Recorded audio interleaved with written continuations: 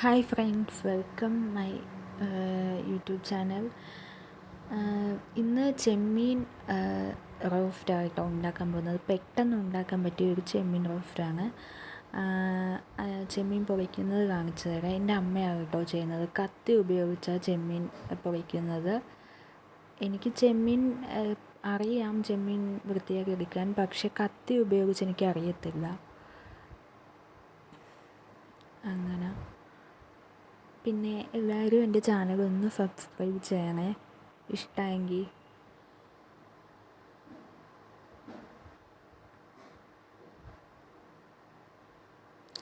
ചെമ്മീൻ മൊത്തത്തിൽ കിള്ളി വൃത്തിയാക്കി എടുത്തിട്ടുണ്ട്.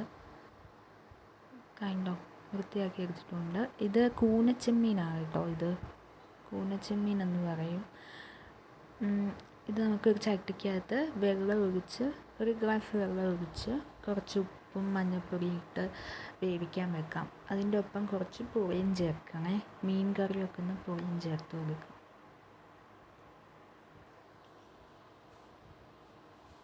എന്നിട്ട് നന്നായിട്ടിരുന്ന് പറ്റിക്കാൻ വെക്കണം. വെള്ളം പറ്റും വരെ വെക്കണം. ഒത്തിരി പറ്റേണ്ട, ഇച്ചിരി വെള്ളം അതിൻ്റെ അകത്ത് ഉണ്ടാകണം. അപ്പോൾ നമുക്ക് ഒരു ചീനച്ചട്ടിക്കകത്ത് എണ്ണ ഒഴിച്ച് കൊടുക്കാം. ഇതിൻ്റെ അകത്ത് കറി ഇടേണ്ട ആവശ്യമില്ല കേട്ടോ. അരിഞ്ഞു വെച്ചിരിക്കുന്ന പകുതി സവാള ചെറുതാക്കി അരിഞ്ഞു വെച്ചിരിക്കുന്നത് ചേർത്ത് കൊടുത്തിട്ടുണ്ട്. അത് നന്നായിട്ട് ഒരു ബ്രൗൺ നിറം ആകുമ്പോഴത്തേക്കും നമുക്ക് അതിൻ്റെ അകത്തേക്ക് മുളക് പൊടി ഇട്ട് കൊടുക്കാവുന്നതാണ്. ഇതെല്ലാവരും ഒന്ന് ചെയ്ത് നോക്കണേ ചെമ്മീൻ കിട്ടുമ്പോൾ.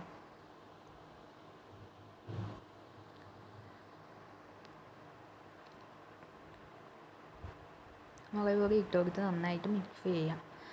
എന്നിട്ട് ഇതിൻ്റെ അകത്തേക്ക് നമുക്ക് വേവിച്ച് വെച്ചിരിക്കുന്ന ചെമ്മീൻ ചേർത്ത് കൊടുക്കാം. അതിൻ്റെ അകത്ത് ചെമ്മീൻ്റെ അകത്ത് ഉണ്ടായിരുന്ന വെള്ളം ഒഴിച്ചു കൊടുക്കാവുന്നതാണ്. എന്നിട്ട് നന്നായിട്ട് വെള്ളം പറ്റുന്നത് വരെ നമുക്ക് ഇളക്കിക്കൊണ്ടിരിക്കണം. അതിൻ്റെ അകത്ത് ചേർത്ത് കൊടുക്കേണ്ടത് കുറച്ച് കുരുമുളക് പൊടിയാണ് അതിൻ്റെ അകത്ത് ചേർത്ത് കൊടുക്കേണ്ടത്. അത് ഇമ്പോർട്ടൻ്റ് ആയിട്ടും ചേർത്ത് കൊടുക്കണം, അപ്പോഴേ ഒരു ടേസ്റ്റ് വരത്തുള്ളൂ.